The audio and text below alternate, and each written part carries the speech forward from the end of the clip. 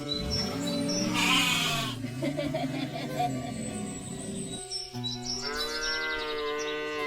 বাহ বাহ, আপনার মেয়ের নামে লোক মুখে যা শুনেছি, আপনার মেয়ে তো বাস্তবে তার থেকেও বেশি সুন্দর।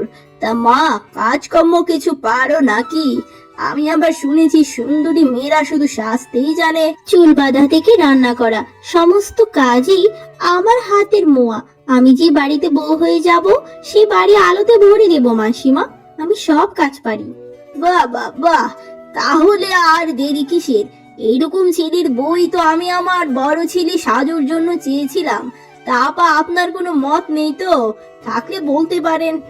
আপনার না হয় পছন্দ হয়েছে, কিন্তু আপনার ছেলে মানে বাবা জীবন তো একবার আমার মেয়েটিকে দেখতে এলো না। না না না, আমার ছেলে দেখার কোনোই প্রয়োজন নেই। আমার ছেলে আমার কথার উপর একটি কথাও বলবে না। আমার পছন্দই ওর শেষ পছন্দ। লোক কি ছেলে আমার। বেশ বেশ, তাহলে তো ঝামেলা মিটেই গেল। তাহলে শুভ দিন দেখে বিয়েটা হয়ে যাক। তখনই ছোট মেয়ে শ্যামা সেখানে আসে। তোমরা অনেকক্ষণ ধরেই কথাবার্তা বলছো, নিশ্চয়ই ক্লান্ত হয়ে গেছো। মাসিমা, এই যে গরম গরম নাস্তা আছে, খেয়ে নেবেন, ভালো লাগবে। কি রে হতচ্ছাড়ি, তোকে না এখানে আসতে না করেছিলাম, তারপরও তোর এই কালো পাতিলের তলার মতো চেহারা নিয়ে হাজির হয়ে গেলি। হ্যাঁ, এবার আমার বিয়ের ঘরটা ভাঙবে রে। আপা, এই মেয়েটাকে, ও তো দেখতে অনেকটাই হবু বৌমা গৌরীর মতো। ও কে হয় আপনার? আসলে আপা, ও হলো আমার ছোট মেয়ে। ওর নাম শ্যামা। ওর গায়ের রংটা ভীষণ চাপা, যার কারণে আমার বড় মেয়ের গৌরীটারও বিয়ে হতে সমস্যা হয়ে যাচ্ছে। এক মেয়ে এত সুন্দরী, আরেক মেয়ে যে কেন এমন হলো? আমার ভাগ্যটাও একেবারে আপনার মতো গো আপা। আমার ছোট ছেলেটাও একেবারে আমার বড় ছেলের বিপরীত, কালো কুচকুচে। আপনার যদি আপত্তি না থাকে, তাহলে আপনার এই ছোট মেয়ের সাথে আমার ওই ছোট ছেলের রাজুর বিয়েটাও দিয়ে ফেলতে চাই। না না না হবু বিয়ান, আপত্তি কিসের? আপনি তো আমায় চিন্তার হাত থেকে বাঁচালেন। এই ছোট মেয়েটাকে নিয়ে কি যে চিন্তায় ছিলাম। অবশেষে সপ্তাহ ঘুরতে না ঘুরতেই বিমলা দেবীর বড় ছেলে সাজুর সাথে গৌরীর বিয়ে হয়ে যায়, আর ছোট ছেলে রাজুর সাথে শ্যামারও বিয়ে হয়ে যায়। রাজু জমিদারের জমিতে সারা দিন চাষবাস করে অল্প কিছু টাকা কামাতো, আর সাজু গ্রামের মাঝে মস্ত বড় মুদির দোকানে বেশ মোটা অঙ্কের টাকা কামিয়ে সংসারে দিত, যার ফলে বিমলা দেবী তার বড় ছেলেকে নিয়ে সারাদিন মেতে থাকতো, আর ছোট ছেলেকে একেবারেই সহ্য করতে পারতো না। আজকে ছিল সুন্দরী গৌরীর শ্বশুর বাড়িতে প্রথম দিন। জীবনে প্রথম সে ঝাড়ু দিচ্ছে। ঠিক তখনই শ্যামা হাঁটতে হাঁটতে সেখানে আসে। গৌরী দিদি, তোকে এর আগে কোনো দিন এভাবে কাজ করতে দেখিনি। আমি ঘাটের পাড়ে জল আনতে যাচ্ছি, তুই একটু সবজিগুলো কেটে রাখিস, আমি এসে রান্না চাপিয়ে দেব, কেমন? এই কালী, তুই কি আমাকে চাকরানি পেয়েছিস নাকি তোর, যে আমাকে হুকুম দিচ্ছিস? এখন আমি শ্বশুর বাড়িতে নতুন, তাই শাশুড়ির মন জয় করার জন্য এভাবে কাজ করছি। কয়দিন পর সব কাজ তোকে দিয়েই করাবো, বুঝেছিস? ঠিক আছে দিদি, আমি এখন থেকেই ঘরের সব কাজ করে দিব, তুই আরামে থাক। আমি তাহলে ঘাটের পাড়ে যাই, কেমন? এই শোন, তুই আমার মতো শাড়ি কেন পরেছিস? আমার সাথে তাল মিলিয়ে আমার শ্বশুর বাড়িতে চলে এলি, এখন আবার আমার মতো শাড়িও পরছিস? তুই কোনোদিন আমার সমান হতে পারবি না, বুঝেছিস? তুই দেখতে কত কুৎসিত, আর আমি দেখতে কত সুন্দরী। আমাদের দুইজনের এই হলুদ শাড়িটা তো আমাদের শাশুড়ি মাই দিয়েছে প্রথম রান্নায় পরার জন্য, সেটা কি তুই ভুলে গেছিস দিদি? অত কিছু মনে রাখার কোনো প্রয়োজন নেই। আমি হলাম এত সুন্দরী, আমার মতো পোশাক তুই কেন পরবি? যাকগে, তুই এটা পরে থাক, আমি আমার শাড়ি বদলে নিচ্ছি। এরপর দুই বোন মিলে শ্বশুর বাড়িতে প্রথম রান্না বান্নার আয়োজন করতে থাকে। আরে বাহ, আজকে শ্বশুর বাড়িতে প্রথম রান্নায় দুই বৌমাই একেবারে লেগে পড়েছো দেখা যায়। তা কি রান্না হচ্ছে এখানে? হ্যাঁ মা, আমি ঝাল ঝাল করে মটন পনির রান্না করছি। তা বড় বৌমা, ছোট বৌমা তো একা হাতেই সব সামলাতে পারে, তোমার রান্না করে আসার কি দরকার? তুমি সুন্দর মানুষ, চুলার তাপে তো গায়ের রংটা ময়লা হয়ে যাবে তোমার নাকি? উঠে এসো মা। আমার না এসে কি উপায় আছে মা, বলুন তো? শ্যামা তো গ্রামের গাইয়া মেয়ে, ও তো কিছুই বুঝে না। আপনার যে সুগার আছে, আপনি কি করে ভাত খাবেন? তাই তো আপনার জন্য গোল গোল করে রুটি বানাচ্ছি মা, আপনি খেয়ে দেখবেন, ভীষণ ভীষণ ভালো লাগবে। ওরে আমার বৌমা রে, দেখতে যেমন সুন্দরী, রূপে গুণে একেবারে অনন্যা। ছোট বউ, তোমার বড় বোনের থেকে কিছু একটা শিখো। বড় বৌমা, তুমি উঠে আসো, তোমার গায়ের রং কালো হয়ে যাবে। ছোট বউ, তুমি রুটিগুলো বানাবে। ঠিক আছে মা, রুটিগুলো আমি বানাচ্ছি। দিদি, তুই উঠে যা। সব সময় আমায় ছোট করার কোনো সুযোগ তুই ছাড়তেই চাস না দিদি। সারা মাস টাকা জমিয়ে তোমার জন্য আজকে এই সোনার চেনটা বানিয়ে নিয়ে এসেছি মা। এটা তোমায় ভীষণ মানাবে। পরো মা, আর সামনে একটা সোনার আংটিও দেবো তোমায়। কি দরকার ছিল রে খোকা? এমনিতে নতুন বিয়ে করেছিস, বৌমার তো এটা ওটা প্রয়োজন হতে পারে। আমি বুড়ি মানুষ, কি দরকার?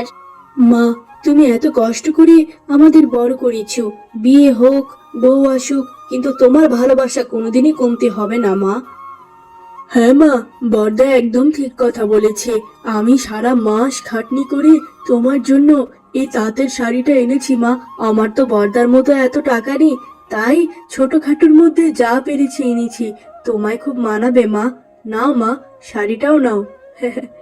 সোনার গয়নার সাথে শাড়িটা পরো মা, একদিন দেখবো তোমায়। আদিক্ষেতার জায়গা পাস না, নিজের বউকেই তো ঠিক মতো খেতে পড়তে দিতে পারিস না, আবার আমার বড় ছেলের নকল করে করে আমার জন্য শাড়ি এনেছিস। তোর ওসব 2 টাকা দামের ভিখিরির শাড়ি আমি পরবো না, তোর বউকে গিয়ে দিয়ে। তুই তোর বড় ভাইয়ের সমান কোনোদিনই হতে পারবি না। বড় ভাইকে অনুকরণ করতেও আসিস না। যদি মুরদে কুলায়, একটু 2টা পয়সা বেশি কামা। আজকে জীবনের প্রথম একা হাতে এত কিছু রান্না করলাম। শ্যামা তো আমায় একটুও সাহায্য করেনি। কেমন হয়েছে মা খেতে? বৌমা, তুমি দেখতে যেমন সুন্দর, তোমার হাতের রান্নাও তেমনি অমৃত।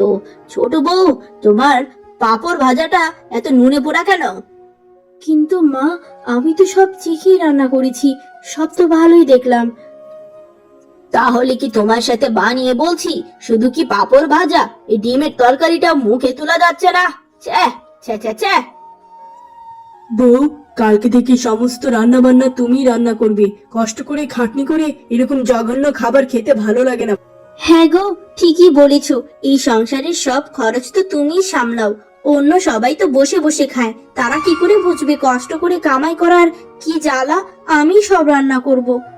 একই মায়ের পেটের 2 বোন, অথচ আকাশ পাতাল পার্থক্য। ঠিক আমার 2 ছেলের মতো।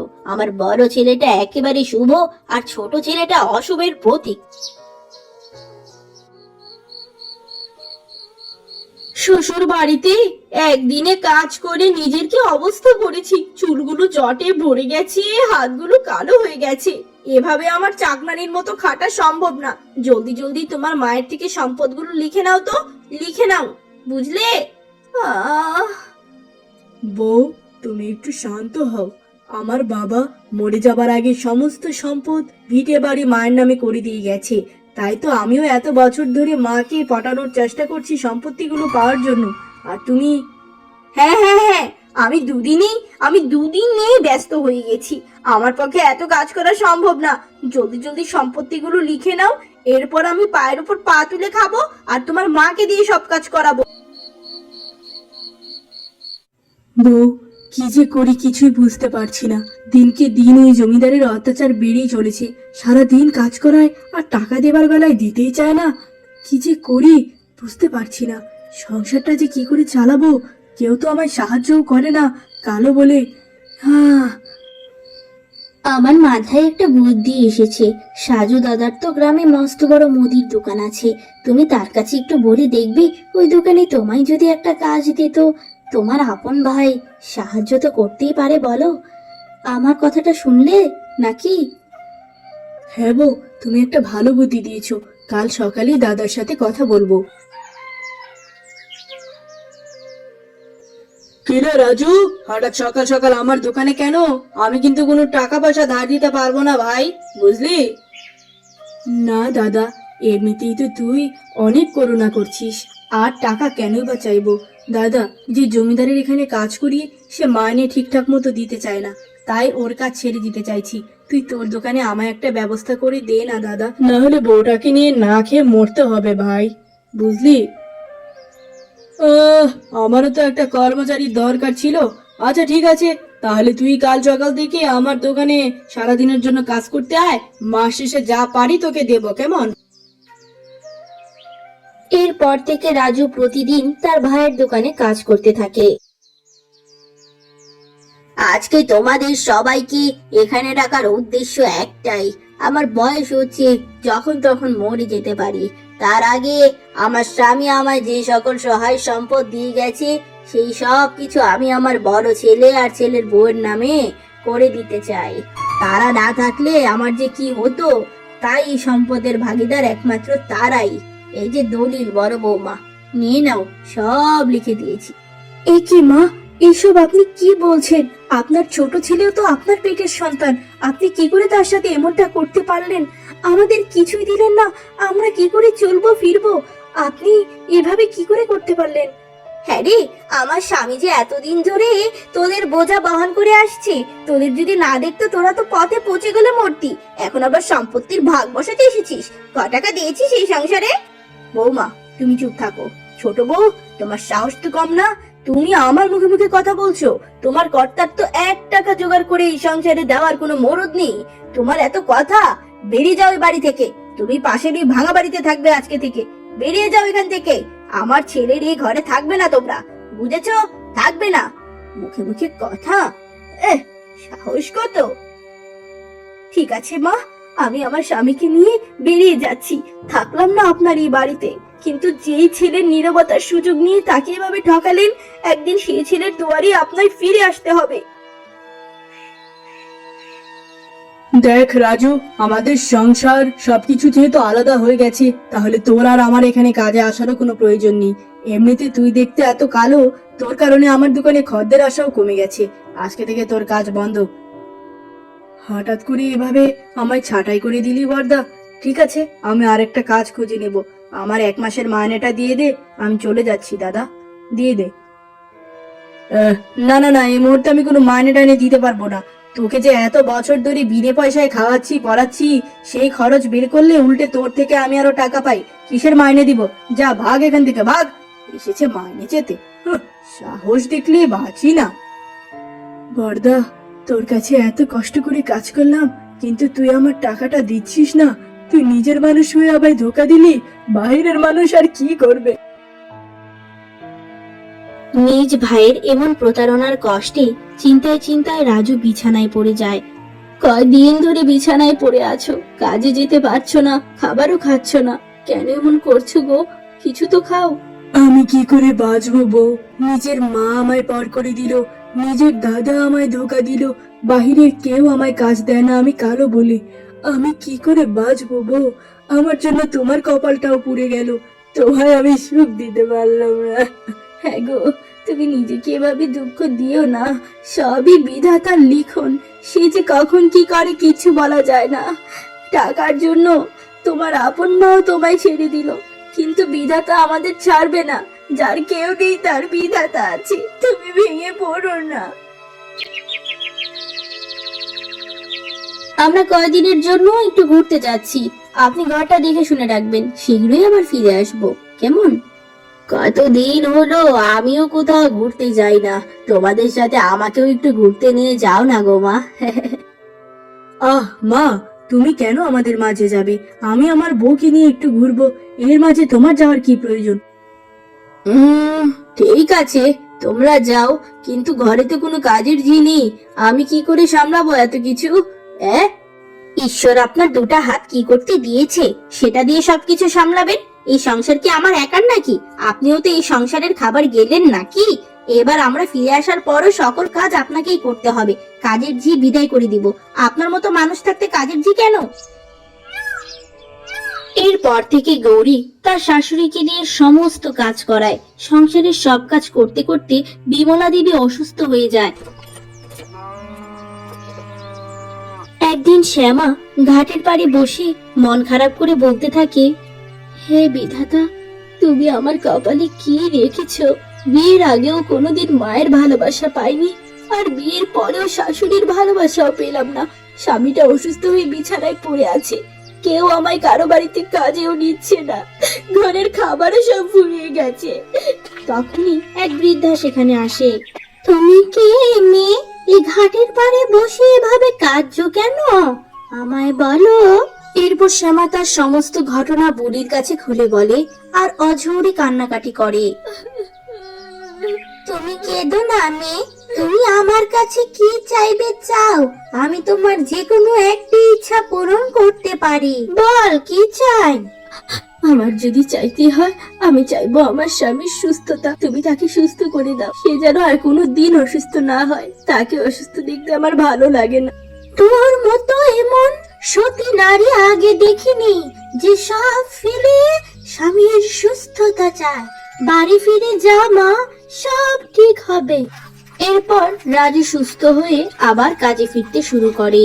অন্যদিকে শ্যামা লোকের বাড়িতে কাজ পেয়ে যায়। এভাবেই তারা কিছুদিনই টাকা জোগাড় করে একটি পাকা বাড়ি তৈরি করে নেয়। কি ব্যাপার মা, আপনি কি ভুলে এখানে এসে গেছেন নাকি? আমাদের মতো কুৎসিত চেহারাগুলো দেখতে আপনার তো খারাপ লাগার কথা, তাই না? বৌমা, অমন ভাবে বলিস না মা। আমি জানি আমি তোদের সাথে অনেক অন্যায় করেছি। আসল হিরে চিনতে যে ভুল করেছি। যাদেরকে আপন ভেবেছিলাম, আজ তারা আমার অসুস্থতায় চিকিৎসা করাবে না বলে আমায় ঘর থেকে বের করে দিল। আমি তো আর বাঁচবো না, কিন্তু শেষ সময় তোদের কাছে ক্ষমা চাইতে এসেছি। মা, তুমি ওরম করে ক্ষমা চেয়েও না মা। তুমি 10 মাস 10 দিন আমার পেটে রেখেছো, আমায় বড় করেছো। তোমার উপর কি করে রেগে থাকতে পারি মা? তোমার কিচ্ছু হবে না, তোমায় আমি চিকিৎসা করাবো মা। আমার বউ তোমার খেয়াল রাখবে। হ্যাঁ মা, হ্যাঁ, আমার স্বামী ঠিকই বলেছে। আপনি আমাদের সাথে অনেক অন্যায় করেছেন ঠিকই, কিন্তু আপনার এই খারাপ সময় আপনাই তো ছুঁড়ে ফেলে দিতে পারি না। আজকে থেকে এই বাড়িতে আপনি থাকবেন মা। ওরে, এতদিন লোকেরা ঠিকই বলতো চকচক করলেই সোনা হয় না। এতদিন আমি যে চকচকা সোনার পিছনে ছুটেছি, তারা সবই আজ মরিচিকা বের হলো। তোরাই আমার আপন রে। আরে বউ, সারাদিন নিজের রূপচর্চা ছাড়া আর কি কিছু পারো না নাকি? সকাল হয়ে গেল, আমার তো দোকানে যেতে হবে। এখনো খাবারও দাওনি, চান করার পানিও নেই ঘরে। হচ্ছেটা কি এইসব?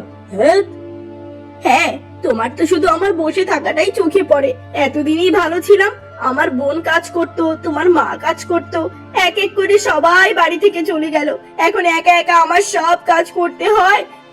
তুমি একা সংসার চেয়েছিলে, এখন একা কাজ করতে পারছো না কেন? হ্যাঁ, এখন আমাকে চান করার জল দাও জলদি। আমি চান করে দোকানে যাব, বাহির থেকে খেয়ে নিব। রোজ রোজ খ্যাচ খ্যাচ ভালো লাগে না। এরপর গৌরী তার স্বামীর জন্য জল আনতে ঘাটের পাড়ে যায়। আগেই ভালো ছিলাম, কত সুন্দর খেতাম, ঘুরতাম আর ঘুমাতাম। এখন বিয়ে করে এমন এক জায়গায় এসেছি যেখানে এখন কাজ করে করে 12টা বেজে যাচ্ছে। কেন যে শাশুড়ি আর বোনটাকে তাড়াতে গেলাম। তখনই সেই বৃদ্ধা আবার সেখানে আসে। কি মেয়ে, তুই এভাবে আনমনে কাঁদছিস কেন? কি সমস্যা আমায় বল। বুড়ি, তুমি তো নিজেই হাঁটতে পারছো না, তোমার কাছে আর কি সমস্যা বলবো? যাই হোক, তাও বলি, আমার এই সংসারের কাজ করতে করতে কোমরটা ধরে যাচ্ছে। আমার স্বামীর আর্থিক অবস্থাও বেশি একটা ভালো না। আমার আর ভালো লাগে না এই জীবন। আমি যে কাজ করতে করতে মরে যাচ্ছি। তাহলে তুই কি চাস? আমার কাছে একটা জিনিস চাইলে আমি তোর সেই একটা ইচ্ছা পূর্ণ করবো মেয়ে, আমায় বল। নিজেই তো লাঠির উপর ভর দিয়ে হাঁটছো, আবার আমার ইচ্ছা পূরণ করবে? যদি করতেই হয়, আমি অনেক টাকা পয়সার মালিক হতে চাই। আমার আগে পিছে যেন 10-10টা দাসী ঘুরঘুর করতে থাকে, এটাই চাই শুধু আমি। ঠিক আছে, তুই যেটা চেয়েছিস সেটাই হবে, বাড়ি ফিরে যা। এরপর কিছুদিনের মধ্যেই কাঁদছিস কেন? কি সমস্যা আমায় বল। বুড়ি, তুমি তো নিজেই হাঁটতে পারছো না, তোমার কাছে আর কি সমস্যা বলবো? যাই হোক, তাও বলি, আমার এই সংসারের কাজ করতে করতে কোমরটা ধরে যাচ্ছে। আমার স্বামীর আর্থিক অবস্থাও বেশি একটা ভালো না। আমার আর ভালো লাগে না এই জীবন। আমি যে কাজ করতে করতে মরে যাচ্ছি। তাহলে তুই কি চাস? আমার কাছে একটা জিনিস চাইলে আমি তোর সেই একটা ইচ্ছা পূর্ণ করবো মেয়ে, আমায় বল। নিজেই তো লাঠির উপর ভর দিয়ে হাঁটছো, আবার আমার ইচ্ছা পূরণ করবে? যদি করতেই হয়, আমি অনেক টাকা পয়সার মালিক হতে চাই। আমার আগে পিছে যেন 10-10টা দাসী ঘুরঘুর করতে থাকে, এটাই চাই শুধু আমি। ঠিক আছে, তুই যেটা চেয়েছিস সেটাই হবে, বাড়ি ফিরে যা। এরপর কিছুদিনের মধ্যেই গৌরী ভীষণ বড়লোক হয়ে যায়। তার ইচ্ছা মতোই তার আশেপাশে দাস দাসী এবং টাকা পয়সার অভাব ছিল না। হঠাৎ একদিন গৌরীর স্বামী সাজু ভীষণ রোগে রোগাক্রান্ত হয়ে বিছানায় পড়ে যায়। সঙ্গে সঙ্গে তাকে গাড়ি করে হাসপাতালে নেওয়া হয়। নার্স, এই যে আমি সোনা দানা সব এনেছি, এই সব কিছুর বিনিময়ে হলেও ওকে সুস্থ করে দিন। ওর কি হয়েছে বলুন তো? আসলে বিষয়টা সোনা দানার নয় গৌরী বেগম, আপনার স্বামীর অবস্থা খুবই ক্রিটিক্যাল। তার সমস্ত শরীরে বসন্ত খুবই বাজেভাবে ইনফেকশন ছড়িয়ে দিয়েছে। এবার আমাদের হাতে কিছু নেই, আপনি শুধু ঈশ্বরকে ডাকতে থাকুন। এইটুকুই বলার ছিল আপনাকে। এসব আপনি কি বলছেন নার্স? আপনার যত টাকা লাগে আমি দিব। পৃথিবীতে টাকা থাকলে সব সম্ভব। ওকে সুস্থ করুন। I am sorry Gauri Begum, তবে টাকা দিয়ে সব কেনা যায় না। অন্যদিকে কিছুদিনের মাঝে গৌরী একই রোগে আক্রান্ত হয়। ভয়ে সমস্ত দাস দাসীরা তার বাড়ি ছেড়ে পালিয়ে যায়। সেবার অভাবে একা ঘরে পড়ে গৌরীর অবস্থা খুব খারাপ হয়ে যায়। সঙ্গে সঙ্গে এলাকাবাসীরা এসে শ্যামার কাছে তার বোনের অবস্থা তুলে ধরে। সঙ্গে সঙ্গে শ্যামা তার শাশুড়িকে নিয়ে তার বোনের বাড়িতে যেতে থাকে। অবশেষে তোমরা আমায় দেখতে এলে। আমার মায়ের পেটের বোন এতটা অসুস্থ হয়ে গেছে, তাকে না দেখতে এসে কি পারি? কিন্তু দিদি, তোকে দেখাশোনার মতো এই বাড়ি থেকে কেউ নেই? না রে বোন, অনেকেই ছিল, কিন্তু এই রোগের ভয়ে সবাই চলে গেছে। অনেক টাকা দিয়েও কোনো কাজের মেয়েকে রাখতে পারিনি রে বোন। তোরা আমায় ক্ষমা করে দিস, শেষমেশ তোরাই আমায় দেখতে এলি। ও মা, ওরকম ভাবে কান্না করিস না। তুই সুস্থ হ, তোকে আমি আবার নারকেলের নাড়ু করে খাওয়াবো। তুই কান্না করিস না মা, তোর কিচ্ছু হবে না বৌমা। হ্যাঁ বোন, তোর কিচ্ছু হবে না। আমি আর মা মিলে সারা দিন তোর সেবা করব, আর আমার স্বামী সারা দিন তোর স্বামীর দেখাশোনা করবে। তোর কিচ্ছু হবে না। না রে বোন, আমার পাপের ঘোড়া ভরে গেছে। এই যাত্রায় আমি আর বাঁচবো না। তবে আমি যাওয়ার আগে আমার সব সম্পত্তি তোর আর তোর স্বামীর নামে করে দিতে চাই বোন। তুই সবসময় আমায় আগলে রেখেছিস, আর আমি সবসময় তোকে তোর রূপ নিয়ে খোঁটা দিয়েছি। এভাবেই পার হয়ে যায় বেশ কিছুদিন। অবশেষে গৌরী এবং তার স্বামী